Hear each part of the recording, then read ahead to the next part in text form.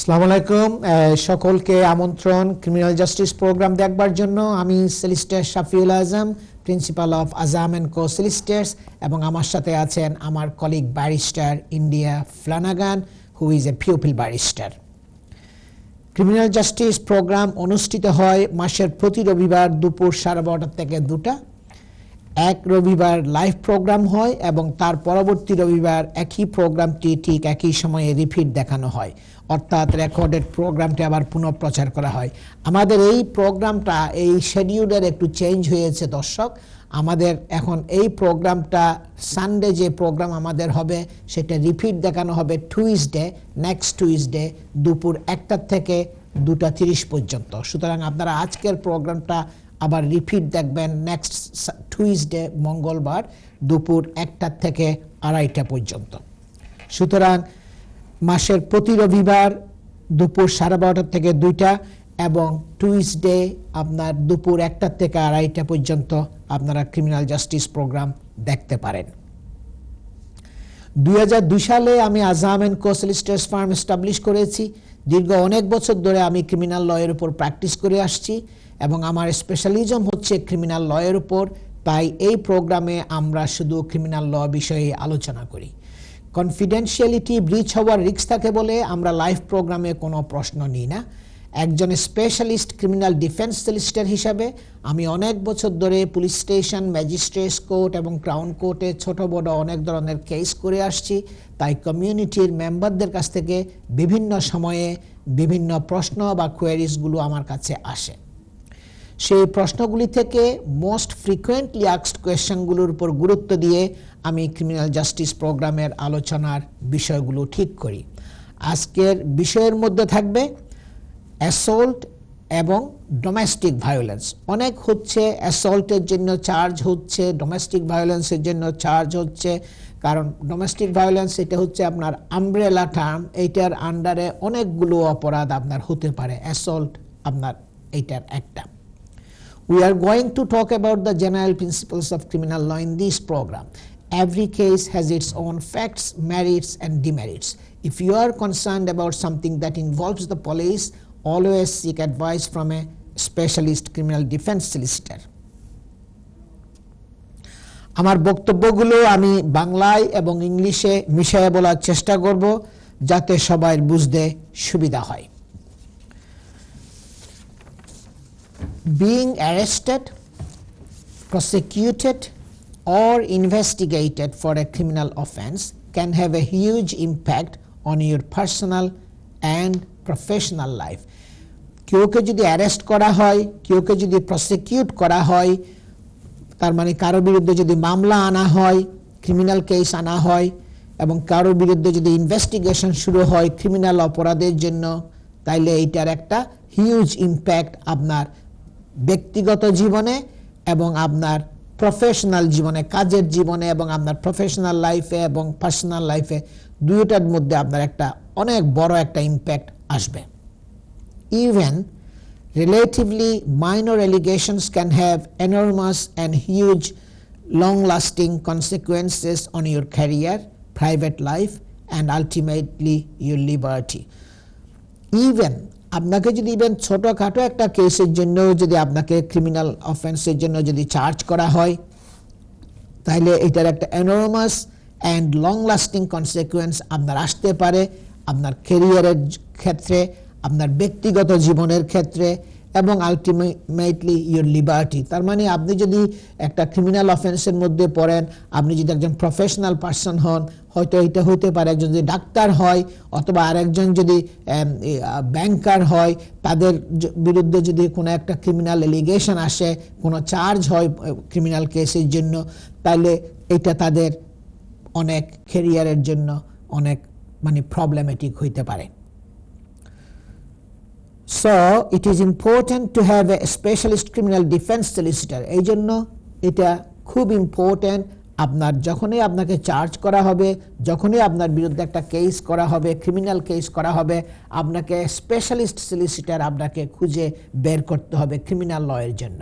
আপনি অন্য কোনো লয়ারের কাছে গেলে, ইমিগ্রেশন বা কনভেন্সিং লয়ারের, প্রপার্টি লয়ারের কাছে গেলে আপনার কাজ হবে না। আপনাকে স্পেশালিস্ট ক্রিমিনাল ডিফেন্স সলিসিটর খুঁজে বের করতে হবে। তার কারণটা হলো কি, ক্রিমিনাল লয়ের জন্য এবং সিভিল লয়ের জন্য প্রসিজারগুলো ডিফারেন্ট। সিভিল কোর্ট এবং ক্রিমিনাল কোর্টের প্রসিজারগুলো ডিফারেন্ট।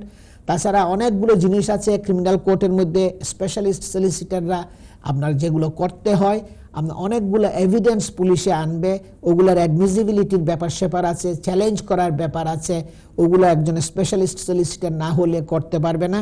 এবং ডিসক্লোজারের ব্যাপার আছে, অনেক মানে ডকুমেন্ট আপনার এভিডেন্স সলিসিটরকে পুলিশের কাছ থেকে চাইতে হবে, কোন ডকুমেন্ট পুলিশের দেওয়া উচিত, কোনটা না দেওয়া উচিত, এগুলো সব কনসিডার করতে হবে সলিসিটরকে। তাছাড়া আছে আবার এভিডেন্স গ্যাদারিং, যে আমরা যখন ক্লায়েন্ট যখন আমাদের কাছে আসে তাদের সাথে আমরা বসি, আমরা মিটিং করি, তাদের কেসের পক্ষে ডিফেন্স করার জন্য যে যে এভিডেন্স দরকার হয় ওগুলা আমরা বলি গ্যাদার করার জন্য। এই জন্য স্পেশালিস্ট ক্রিমিনাল লয়ের সলিসিটর আপনাকে এনগেজ করতে হবে। As many clients enjoy a good reputation and have never been involved in the criminal process before, আমরা জানি আমাদের ক্লায়েন্টদের অনেকেই গুড রেপুটেশন আছে, কমিউনিটির মধ্যে অনেকেরই একটা সুনাম আছে, কোনো সময় একটা ক্রিমিনাল কেসের মধ্যে পড়ে নাই, কোনো সময় কোনো ক্রিমিনাল কেসে ইনভলভ হয় নাই। We understand the distress that they can be feeling. আমরা বুঝি যখনই পুলিশের আপনার অ্যাকুজেশন যখন আনে, আপনার বিরুদ্ধে যদি চার্জ হবে, তখন যখন আপনাকে ট্রায়াল ফেস করতে হবে ক্রাউন কোর্টে বা ম্যাজিস্ট্রেট কোর্টে, আমরা জানি আমাদের ক্লায়েন্টরা কত ডিস্ট্রেসফুল, আপনার কত অশান্তির মধ্যে থাকে, কত আপনার মানসিক একটা যন্ত্রণার মধ্যে থাকে। And therefore you need a specialist solicitor who will provide the best advice and defense possible. এই জন্য এই ধরনের সিচুয়েশন যদি ফেস করেন তাহলে আপনাকে দরকার হবে একজন স্পেশালিস্ট ক্রিমিনাল লয়ের সলিসিটর এনগেজ করা, যার অ্যাক্সেস থাকবে স্পেশালিস্ট ব্যারিস্টারদেরকে ইনস্ট্রাকশন দেওয়ার এবং আপনার একটা বেস্ট পসিবল অ্যাডভাইস এবং ডিফেন্স যেটা দরকার সেটা দেওয়ার জন্য তখন আপনার লয়ার, সলিসিটর এবং ব্যারিস্টার দুইজনে মিলে সেটা করবে। আমি পাস করব, I will now pass to my colleague barrister India Flanagan, সে আপনার পিউপিল ব্যারিস্টার, এখন আপনাদেরকে বলবে she will talk on assaults and domestic violence. India. Thank you, Shafi. Good afternoon, everyone. As just been explained, I will be talking to you about assaults. I'll be explaining the variety of assault offences and topics associated with assaults. So, for example, domestic violence, sexual assaults, and defences to assaults. So what do we mean by assault? Well, normally it refers to physical force, whether or not that's been inflicted directly or indirectly without permission on another person. And assault offences are contained in written law called statutes, and there's a few famous statutes that govern assaults. You've got the Offences Against the Person Act, you've got the Sexual Offences Act, you've got the Criminal Justice Act.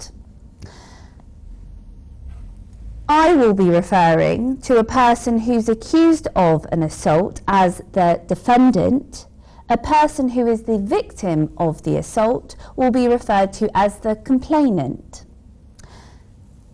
Whenever you are being tried for any offence, the Crown must prove the elements of that offence. And what do I mean by that? Well, you've got the action, and that's called a Latin term called actus reus. That explains the conduct. Then you have the person, the defendant's intent. That's called mens rea. So that refers to their state of mind. Did they intend to assault the complainant? And you need both ingredients in order for someone to be guilty. The Crown must prove both elements so that the jury or the magistrate or a district judge are sure. That is usually referred to as a burdened burden beyond reasonable doubt. So if I just break that up a little bit more, we've got the intent. So there are different ways that you can prove intent. There are certain offences which don't require intent. They're called strict liability offences. So that could be, for example, TV without a licence.